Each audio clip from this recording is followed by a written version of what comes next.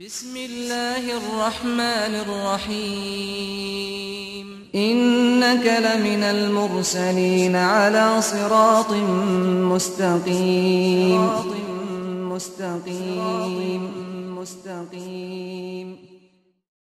When Ali radiallahu anhu gave his first khutbah, what did he say? And this was an amazing time, because this was a time of great fitna and difficulty. After the demise of the Prophet ﷺ, no other difficulty was greater than the assassination of Uthman radiallahu anhu. And Ali radiallahu anhu was appointed as the Khalif. And what did he do? What did he say? This first khutbah, this is all he said. He ascended the pulpit.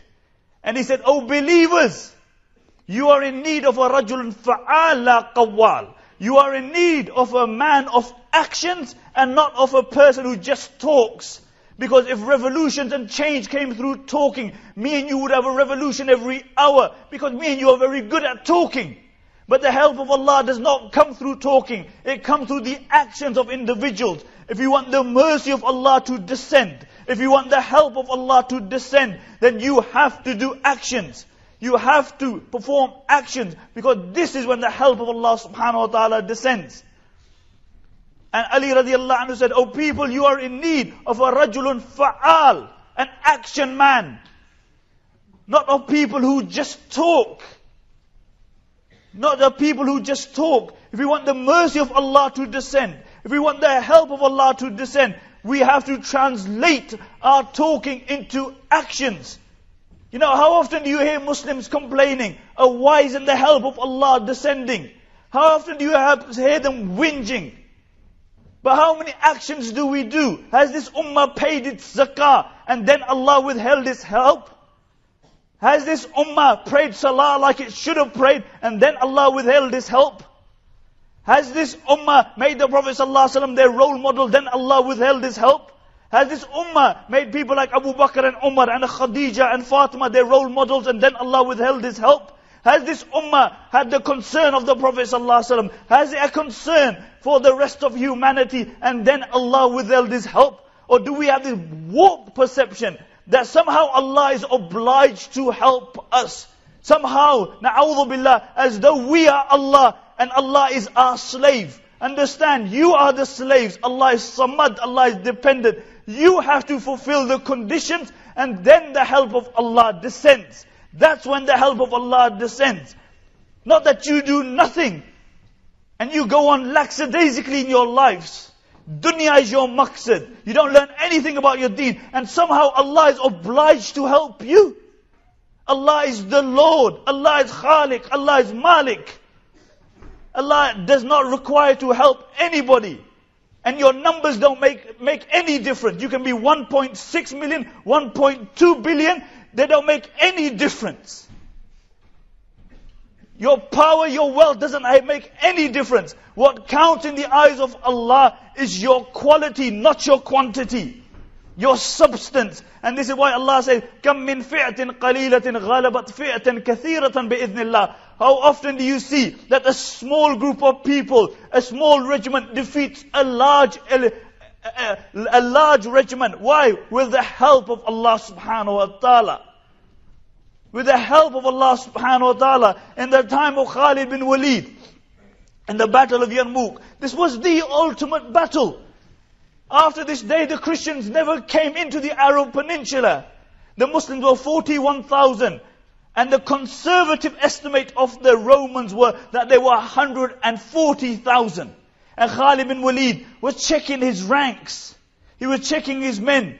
And he walked past this young soldier who was looking at the Roman soldiers and their army. And he marveled at their numbers and how much weapons they had. And he said, "How many are the Christians and how few are the Muslims?"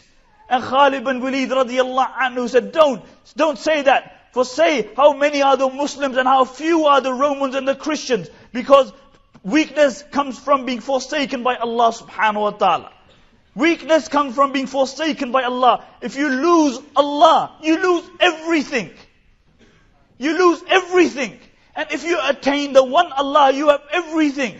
After the battle of the Murtaddeen, Abu Bakr radiallahu anhu told Khalid bin Walid, now the superpower of the day The superpower, the Persians are waiting. And he said, go and deal with them, but allow your men, those who want to go home, because they fought many battles, to go home.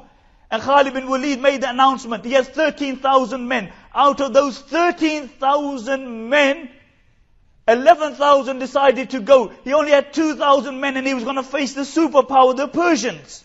And he wrote a letter to Umar ibn Khattab, and he said, "Oh Amir al-Mu'mineen, I've only got 2,000 men left." And Umar and Abu Bakr radiallahu anhu sent a reinforcement in the shape of how many men? He sent a reinforcement in the shape of one person, Qaqa ibn Amr, for 11,000 men. And the Sahaba said, "Oh Abu Bakr, what you doing? What you doing? 11,000 men, and you are replacing them with one man?"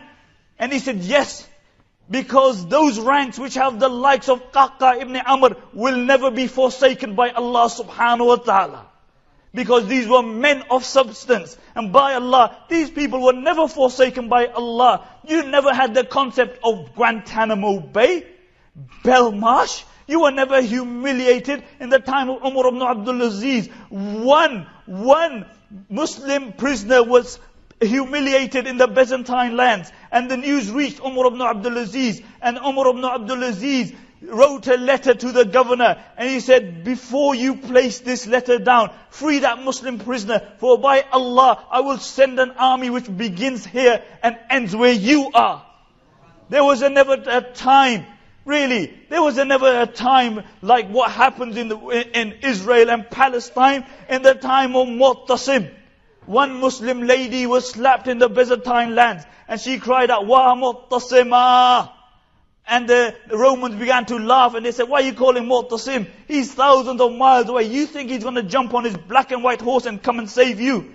And the news reached Mu'tasim. The news reached Mu'tasim, and Mu'tasim sent an entire army for the izzah of one Muslim lady. And he told every single one of them, he said, "Each one of you climb, and when you go on a black and white horse."